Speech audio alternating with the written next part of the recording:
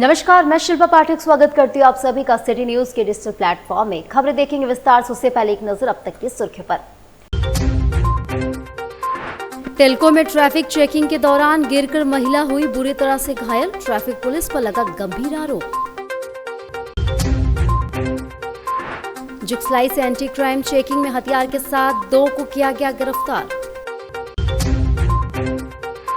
सरायकेला खरसावां जिले के हाथीमारा गांव में 3 करोड़ 68 लाख रुपए की लागत से किया जाएगा फिश फार्मिंग प्लांट का निर्माण।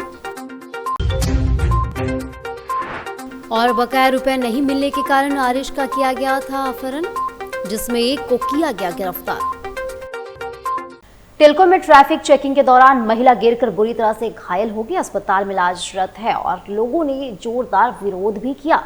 ट्रैफिक पुलिस पर गंभीर आरोप लगाए गए। टेल्को थाना क्षेत्र में ट्रैफिक पुलिस की मनमानी का मामला प्रकाश में आया। बताया जा रहा है कि गोलमुड़ी ट्रैफिक थाना की पुलिस टीम द्वारा जी हॉस्टल के पास चलाए जा रहे चेकिंग अभियान के दौरान एक महिला और उसकी छोटी बच्ची ट्रैफिक पुलिस का निशाना बनी। जानकारी के अनुसार महिला और अपनी स्कूटी पर अपनी बच्ची के साथ सवार होकर सड़क से गुजर रही थी। जैसे ही उसने पुलिस को देखा, वह घबरा गई और स्कूटी मोड़कर वापस जाने लगी। इसी दौरान ट्रैफिक थाना के सिपाही ने दौड़ाकर उससे रोकने की कोशिश की, जिससे महिला असंतुलित होकर सड़क पर गिर पड़ी, जिससे महिला बुरी तरह से घायल हो गई और महिला की बच्ची डर गई। घटना के बाद मौके पर मौजूद स्थानीय लोगों ने इसका विरोध किया और हंगामा भी किया। स्थानीय नागरिकों ने पुलिस प्रशासन से दोषी सिपाही के खिलाफ सख्त कार्रवाई की मांग की है। वहीं घायल महिला को स्थानीय लोगों की मदद से टाटा मुख्य अस्पताल ले जाया गया, जहां उसका इलाज चल रहा है। मामला ऐसा टेल्को में क्या हुआ था? तो आप ही लोग वीडियोस देखे हैं, थाना प्रभारी को जांच के लिए भेजे हैं कि आसपास जो सीसीटीवी कैमरा और बॉडी वन कैमरा होगा, तो आप पूरा घटना को देखिए। अगर कोई पुलिसकर्मी अगर दोषी है तो उन पर कार्रवाई के लिए। क्या हुई थी, मामला क्या था सर? अब क्या हुई थी, क्या वहाँ जांच चल रही थी? ट्रैफिक जांच कर रहे थे लोग, जो बता रहे हैं कि ट्रैफिक जांच चल रहा था।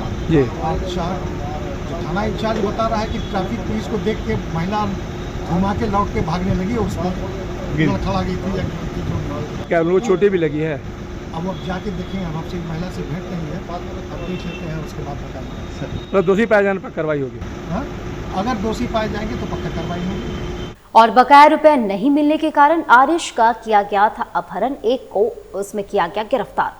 बिष्टुपुर थाना क्षेत्र के रामदास भट्टा ग्वाला बस्ती के रहने वाले मासूम आरिश गद्दी का अपहरण आपसी रंजिश के कारण हुई थी। इसका खुलासा शनिवार को सिटी एसपी कुमार शिवासिस की ओर से पुलिस ऑफिस में आयोजित प्रेस वार्ता में किया गया। सिटी एसपी का कहना है कि आरिश के पिता फिरदौस गद्दी के यहाँ 3 लोग काम करते थे, तीनों का बकाया रुपए था। फिरदौस रुपए नहीं दे रहे थे। इसी विवाद में तीनों आरोपियों ने अपहरण की योजना बनाई थी। मामले में शेख इशादुल हक को गिरफ्तार कर लिया गया है। एसपी ने बताया कि बदला लेने के लिए आरिश का अपहरण किया गया था। मामले की मॉनिटरिंग खुद सिटी एसपी कर रहे थे।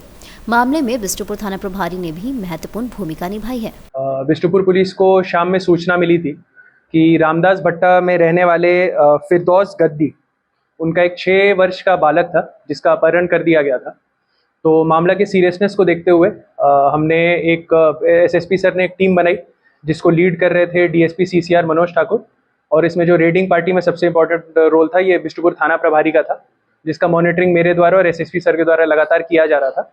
इसमें जब हमने सीसीटीवी फुटेज देखा, थोड़ी मानवीय सूचना का हमने कोशिश किया ये करने का, एंड बाकी टेक्निकल एविडेंस जब जनरेट किया तो हमें पता चला कि मोस्ट प्रॉब्ली ये जो बच्चा है उसे ले जाके पश्चिम बंगाल में मुर्शिदाबाद उसको ले जाया जा रहा है।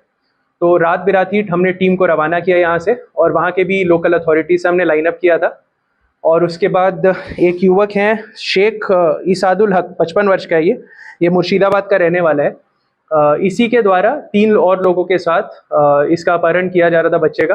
तो वहाँ पे हमारी टीम पहुंची, इस व्यक्ति को हमने अरेस्ट किया और जो बच्चा था उसको सकुशल। जुगसलाई से एंटी क्राइम चेकिंग में हथियार के साथ 2 को किया गया गिरफ्तार। जुगसलाई पुलिस की ओर से शुक्रवार की रात के 10 बजे जुगसलाई पार्वती घाट के पास चलाए गए एंटी क्राइम चेकिंग अभियान के दौरान बाइक सवार 2 बदमाशों को पकड़ा गया था। इस बीच जांच में दोनों के पास से हथियार और जिंदा गोली भी बरामद किया गया। पूरे मामले का खुलासा सिटी एसपी कुमार शिवासिस की ओर से शनिवार को पुलिस ऑफिस में आयोजित प्रेस वार्ता में किया गया। गिरफ्तार 2 बदमाशों में से एक नाबालिग, दूसरा मोहम्मद रेहान बिष्टुपुर थाना क्षेत्र का रहने वाला है। दोनों में से एक के पास एक पिस्टल और दूसरे के पास से कई जिंदा गोलियां मिली है।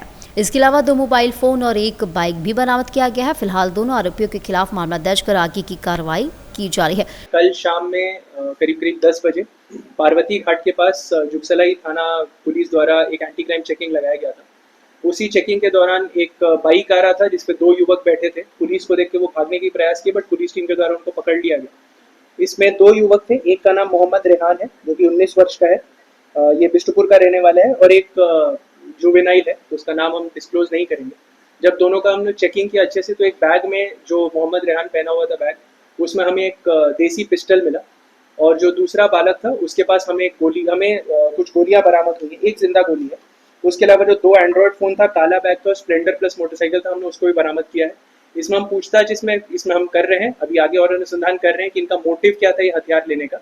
बट क्योंकि एक इलीगल वेपन था जिसको हमने वहाँ से रिकवर किया है, तो हमने एक FIR किया है आर्म्स एक्ट के सेक्शन से, और इसमें जो एक है उसको जेल भेज रहे और दूसरे को ऑब्जर्वेशन होते जा रहा है। सरायकेला खरसावां जिले के हाथीमारा गांव में 3 करोड़ 68 लाख रुपए की लागत से अत्याधुनिक फिश फार्मिंग प्लांट का निर्माण किया जाएगा। प्रधानमंत्री नरेंद्र मोदी ने शनिवार को इस परियोजना का वर्चुअल शिलान्यास किया।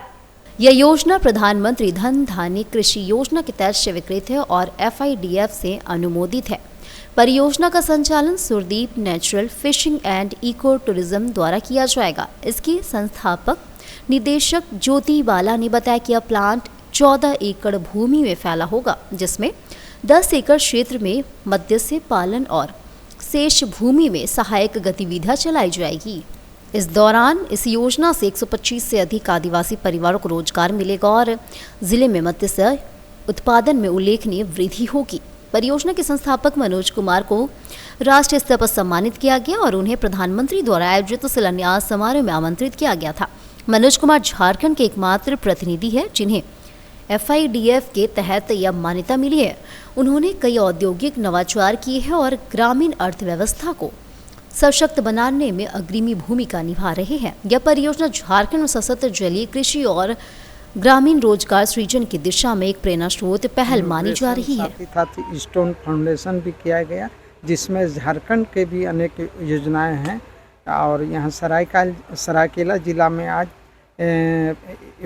फिशिंग एक्वा टूरिज्म का उद्घाटन हुआ और ये एक बढ़िया योजना है। आगामी ये वर्षों में इसका उद्घाटन हो जाएगा, बन के तैयार हो जाएगा, जिससे यहाँ को युवाओं को नौकरी भी मिलेगा, बेरोजगारी भी दूर होगा, साथ ही साथ हम लोग प्रोटीनस फूड भी उपलब्ध होगा। उसके बाद और एक योजना के लिए यहाँ से FIDF के तहत अप्लाई किया गया है, जो यहाँ जाल बनने का फैक्ट्री लगेगा, उसमें भी बहुत सब युवाओं को नौकरी मिलेगा। और इसी तरह ये स्टार्टअप है, आगे आगामी वर्षों में हम लोग इसी तरह का और योजनाओं को लाएंगे, जिससे यहाँ झारखंड में स्थापित होगा, बेरोजगारों को रोजगार भी निकलेगा, साथ ही साथ मछली पालन में भी हम लोग सुदृढ़ हो जाएंगे। सारंडा के जंगल में हुए IED ब्लास्ट में CRPF के जवान शहीद हो गए। सरायकेला थाना क्षेत्र के समता में शुक्रवार शाम नक्सलियों के द्वारा किए गए IED विस्फोट में गंभीर रूप से घायल हुए CRPF के हेड कांस्टेबल महेंद्र लश्कर शनिवार सुबह शहीद हो गए। इस घटना में CRPF के इंस्पेक्टर और एक सब इंस्पेक्टर समेत 3 जवान घायल हुए थे। जानकारी के अनुसार शुक्रवार शाम सारंडा के बेहड़ जराईकेला के सामडा इलाके में नक्सल विरोधी अभियान के दौरान यह विस्फोट हुआ।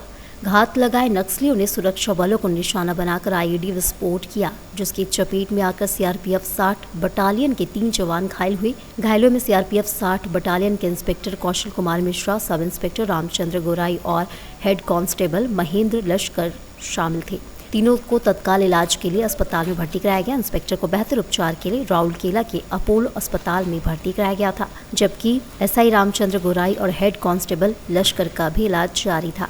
इसी दौरान शनिवार की सुबह गंभीर रूप से घायल हेड कांस्टेबल महेंद्र लश्कर के इलाज के दौरान दम टूट गई। जिस इलाके में विस्फोट हुआ उस इलाके में मार्च से लेकर अब तक हुए ब्लास्ट में 3 जवान शहीद हो चुके हैं और 9 जवान घायल हुए हैं। चाईबासा में नाबालिग युवक ने फांसी लगाकर अपनी जान दे दी। परिवार के लोगों का रो रो कर बुरा हाल हो गया है। चाईबासा में एक दुखद घटना सामने आई है, जहां 16 वर्षीय जेना ने फांसी लगाकर खुदकुशी कर ली। घटना गीतीलिपि गांव की है, जहां जेना ने अपने घर के पास तालाब के किनारे एक पेड़ से रस्सी बांधकर फांसी लगा ली। वो 9वीं कक्षा में पढ़ता था और मानसिक तनाव से गुजर रहा था। पुलिस ने शव को पोस्टमार्टम के लिए सदर अस्पताल भेज दिया और मामले की जाँच शुरू कर दी है। कर गया है, दिमाग की हालत शायद ठीक नहीं है। अच्छा।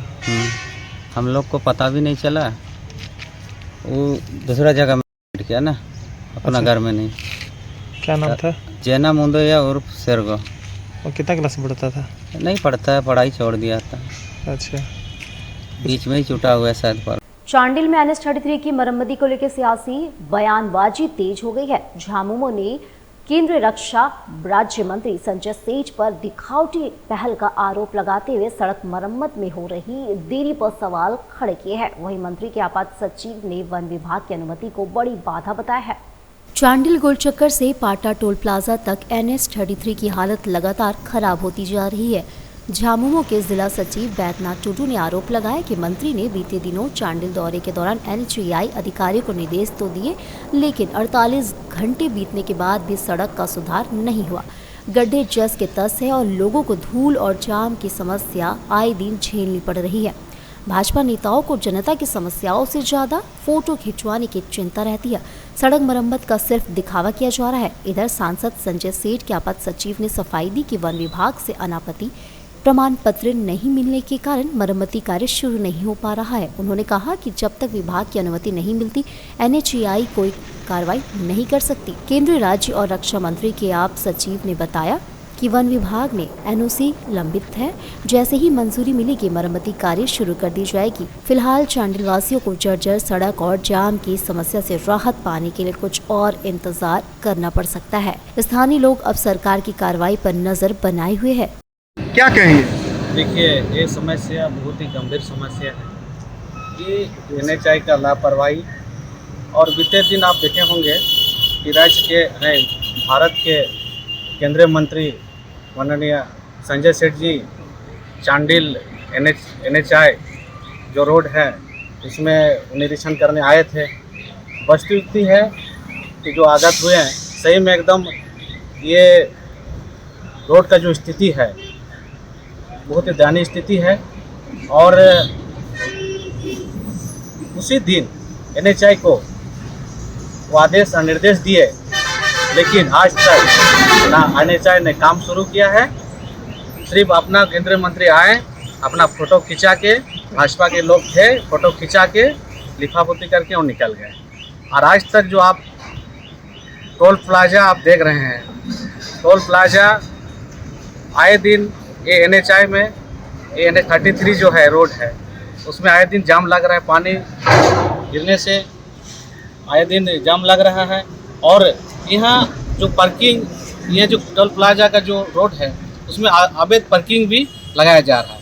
इसमें भी टोल प्लाजा अधिकारी को समझना चाहिए कि ये जाम जो है इन्हीं कारण से हो रहा है। और यहाँ एम्बुलेंस का जो लोग, चांडिल के लोग जो है रोज़ जो काम करने जाते हैं, आए दिन वो जाम में फंसे रहते हैं। एम्बुलेंस का जो मरीज है वो लोग भी फंसे रहते हैं। बहुत सारा लोगों का समस्या है। देश के सर्वोच्च अदालत में सोमवार को एक अप्रिय घटना घटी हुई है। भारत के मुख्य न्यायाधीश BR गवई पर जूता फेंकने की कोशिश की गई, जिसे लेकर आज doctor Bhimrao Ambedkar ST/SC minority welfare समिति के महासचिव रविंद्र प्रसाद ने बताया कि उपायुक्त के माध्यम से महामहिम को एक ज्ञापन सौंपा गया। देश के सर्वोच्च न्यायालय के सर्वोच्च पद पर बैठा हमारे BR गवई साहब के ऊपर जूता फेंकने का प्रयास किया। ये हमला गवई के ऊपर नहीं, ये पूरे संविधान के ऊपर, पूरे लोकतंत्र पर हमला है।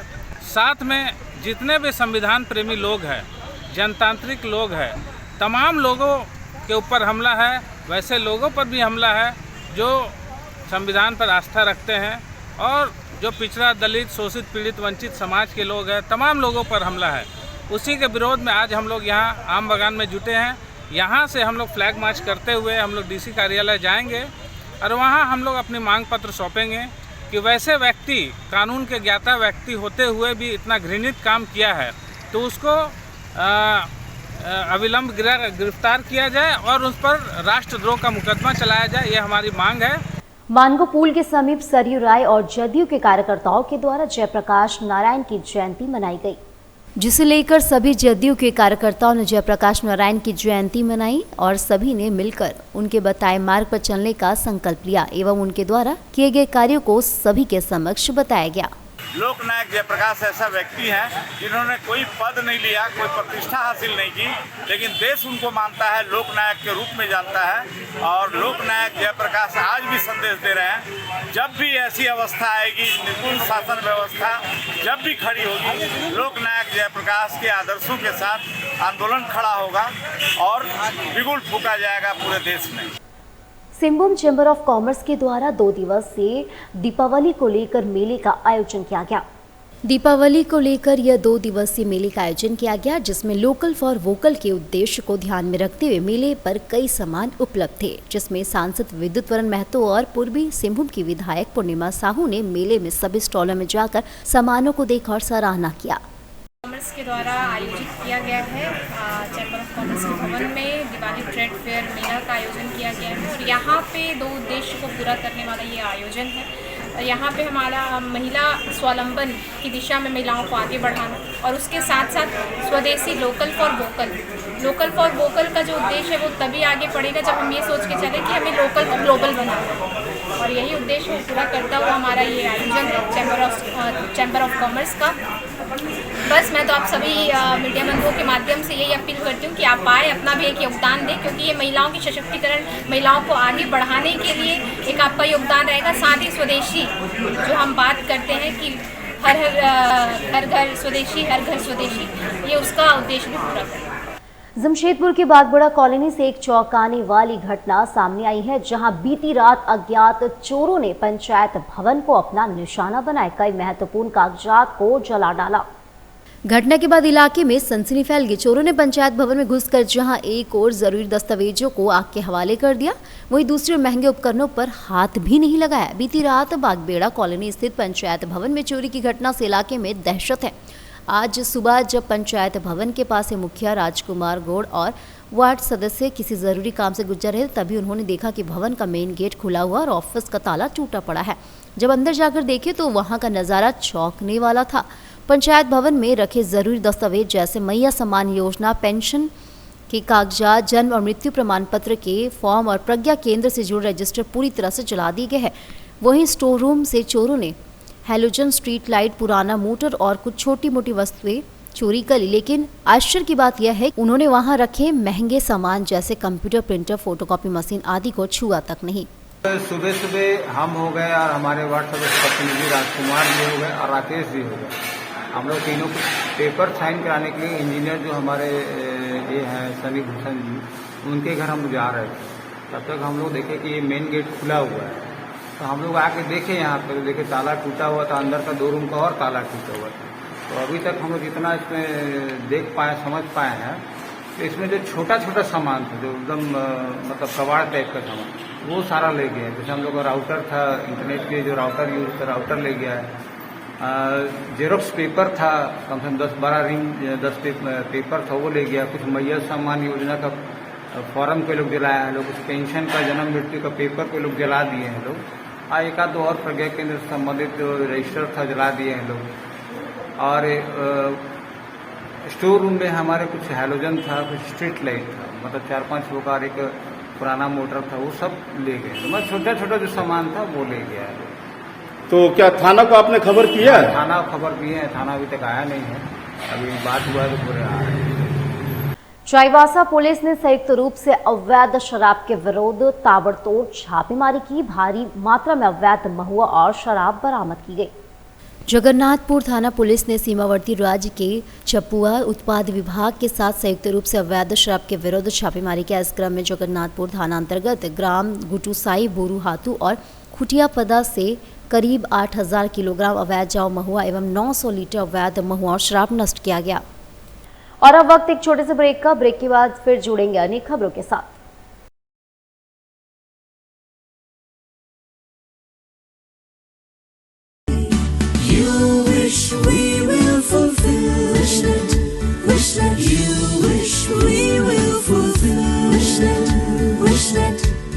विशनेट ब्रॉडबैंड, আপনার ब्रॉडबैंड साथी। घर का पहला स्वागत होता है दरवाजे से, और जब दरवाजा हो एएस ट्रेडर्स का तो हर नजर ठहर जाती है। AS ट्रेडर्स डिजाइन डोर, जहां आपको मिलता है डिजाइनर वुडन डोर्स और विंडोज, मेमरिंग, लेमिनेशन, सनमाइका, प्रीमियम शीशम और सागवान के दरवाजे, सब कुछ आपकी जरूरत और पसंद के अनुसार कस्टमाइज। यहाँ आपको रिजनेबल प्राइस पर सभी प्रकार के दरवाजे उपलब्ध होंगे। मजबूती, खूबसूरती और कारीगरी का बेजोड़ संगम, यही है हमारी पहचान। तो आइए अपने घर को दीजिए नई पहचान। हमारा पता है AS traders, main road, Bhuiyadih, Lakdital, Jamshedpur.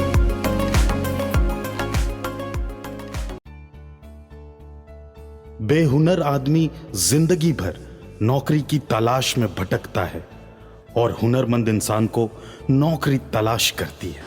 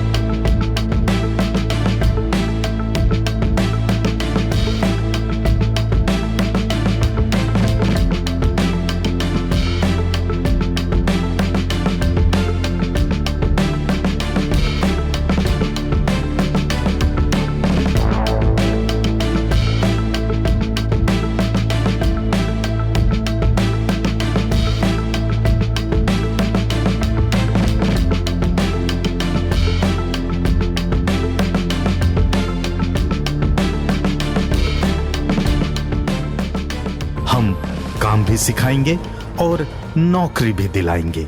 अधिक जानकारी के लिए संपर्क करें अंतर्राष्ट्रीय मान्यता प्राप्त Rabia technical institute and placements council, approved by government of India, और देखें हमारा वेबसाइट www.rabiainstitute.in।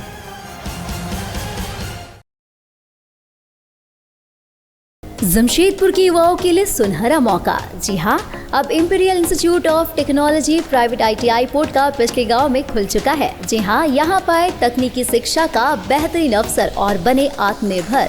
इंपीरियल ITI युवाओं के लिए तकनीकी प्रशिक्षण, सरकारी और निजी क्षेत्रों में नौकरी पाने का सुनहरा मौका, लड़कियों के लिए विशेष आकर्षक छूट और SC ST OBC छात्रों के लिए राज्य सरकार द्वारा छात्रवृत्ति, साथ ही साथ सुरक्षित और आरामदायक हॉस्टल की सुविधा भी उपलब्ध है। सीमित सीटें उपलब्ध है, तो जल्द से जल्द एडमिशन ले, अपने करियर को नई ऊंचाइयों पर ले जाने का यह मौका ना गवाए। हमारा पता है imperial institute of technology private ITI, पिछली पोर्ट का पूर्वी सिंहभूम। हमारा मोबाइल नंबर है 9931802123 और दूसरा नंबर है 6207618377। ब्रेक के बाद अगर फिर से आप सभी का स्वागत करती हूँ। डिमना MGM में लगातार आ रही परेशानी में गाड़ियां चोरी की शिकायत को लेकर समस्या सामने आ रही है। लोगों के द्वारा की जा रही लापरवाही के कारण जहां तहां गाड़ी खड़ा कर दी जाती, जिसके वजह से आए दिन कई गाड़ियां चोरी हो जाती है और बिना हैंडल लॉक किए भी मरीज वहां से चले जाते हैं। जहां सिक्योरिटी इंचार्ज अखिलेश ओझा ने इसकी जानकारी दी। मेरा नाम अखिलेश ओझा हुआ। क्या है आप यहाँ पर? हम यहाँ का सिक्योरिटी इंचार्ज हैं। सिक्योरिटी गार्ड का इंचार्ज है। पार्किंग का समस्या बताइए, कितना दिक्कत हो रहा है यहाँ पर? पार्किंग का समस्या बहुत है भाई। यहाँ ऐसा गाड़ी खुला भी लोग छोड़ देते हैं। गाड़ी खुला करने के बाद हम लोग गाड़ी चेक कर रहे हैं। यहाँ से 5-6 गाड़ी चोरी भी हो चुकी है। बात समझ गए ना? चोरी भी हो चुका है। चोरी हो चुकी है गाड़ी यहाँ से। और गाड़ी भी थाना को सूचना दिए आप? हाँ, सूचना दिए हैं। थाना में FIR भी हुआ है। और थाना जो है लोग गाड़ी कैसे लगाते हैं? गाड़ी छोड़ करके चले जाते हैं और गाड़ी चला जाता है। हाँ, गाड़ी खुला छोड़ करके चले जाते हैं। अब एक गाड़ी हम लोग को चेक करना पड़ता है। यहाँ पार्किंग का बहुत ही बड़ा समस्या है। बाहर में अभी बना नहीं है।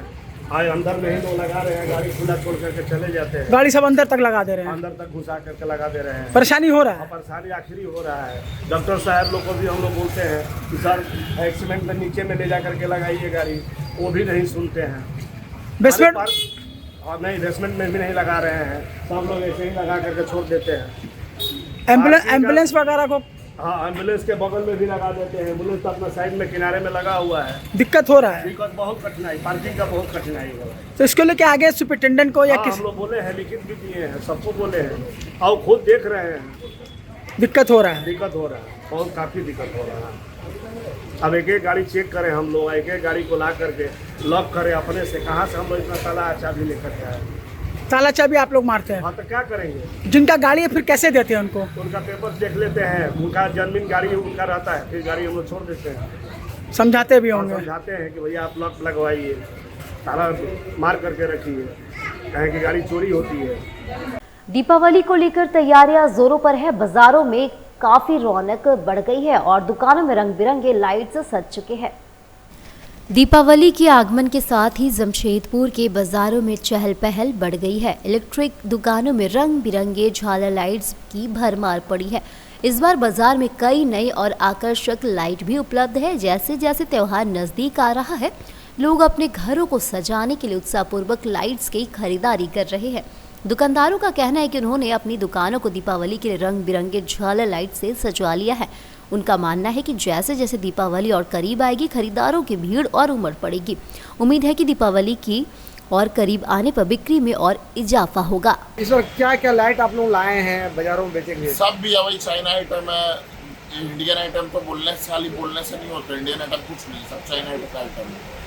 और जहाँ तक है कि 10 दिन का बात है, मार्केट तो वैसा भी उठा नहीं है अभी, और मार्केट अभी जैसा भी होगा वो सबसे फिर बात होगा। मार्केट अभी डाउन है, दिवाली का वैसा कुछ मार्केट में उठ रहा है।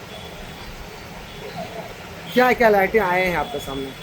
वही आपका भी दिवाली आइटम है, रोप लाइट है, पाइप लाइट है, आपका फिर झूमर है, अलग अलग आइटम है जैसा भी है।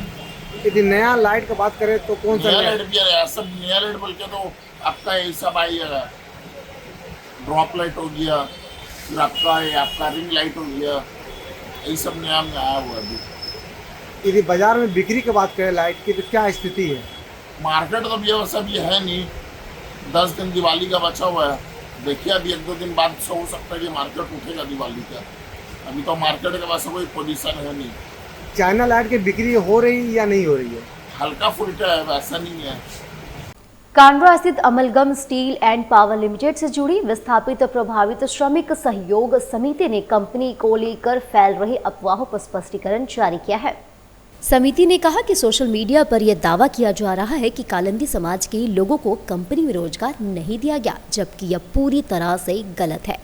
समिति के अनुसार कंपनी की स्थापना वर्ष 2004-05 में कालिंदी परिवार की भूमि पर हुई थी और उस समय मुआवजा के साथ कई परिवारों के सदस्यों को स्थायी रोजगार दिया गया था। आज भी कालिंदी समाज के कई लोग कंपनी में नियमित रूप से कार्यरत है। समिति ने कहा, amalgam steel and power limited हमेशा विस्थापित परिवारों के अधिकारों और औद्योगिक सद्भाव के लिए प्रतिबद्ध रही है। नियुक्ति पूरी तरह योग्यता और विस्थापन समझौतों के अनुसार की जाती है। समिति ने लोगों से अपील की है कि भ्रामक प्रचार या अफवाहों पर ध्यान न दे। राखी कालिंदी और मैं स्टील प्लांट में काम करती हूँ। हमको नौकरी मिला है और समिति के द्वारा से, और 3 ठो बकाया है और मेरा चाची को 1 ठो वो भी कर देगा, बोल रहा है, अभी नहीं हुआ है फिलहाल। विगत दिनों मीडिया और सोशल मीडिया के माध्यम से हमारी जो समिति है उस पर ये आरोप लगाया कुछ लोगों ने कि कालिंदी परिवार से एक भी नौकरी अमलगम स्टील द्वारा नहीं दी गई है। उस संबंध में हम लोग ये स्पष्टीकरण देना चाहते हैं कि 2004-05 में कालिंदी परिवार से कुल 4 एकड़ 70 डिसमिल जमीन अर्जित की गई और मुआवजा के तौर पर सभी लोगों को प्रति एकड़ 1,75,000 रुपया मुआवजा दिया गया। और समय समय पर कालिंदी परिवार के आश्रितों को नौकरी की मांग प्रबंधन से हम लोग करते आए हैं और उस क्रम में अभी तक कुल 8 लोग अस्थायी नौकरी में हैं। सुसेन कालिंदी, लक्की कालिंदी, धीरेन कालिंदी, रामापदो कालिंदी, राखी कालिंदी, मुसरू कालिंदी, हराधन कालिंदी और दुखू कालिंदी। ये कंपनी के परमानेंट रोल में है और परमानेंट और रेगुलर टाइप के कार्य में ये लोग विगत 10-15 साल से जो लगातार काम कर रहे हैं, जिनको एक दिन भी सर्विस से नहीं बैठा गया, वैसे कुल 26 आदमी हैं।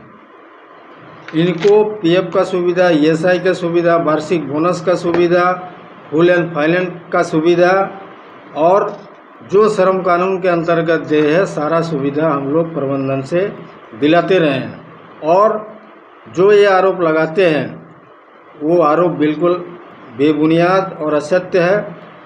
दलित समाज हो, अगड़ा हो, पिछड़ा हो, किसी के प्रति समिति घृणा या भेदभाव वाली भावना नहीं रखती है। हम लोग जमींदाता जितने भी लोग हैं इस कंपनी में सारे परिवार को एक समाज मानते हैं और सबको लेके चलते हैं।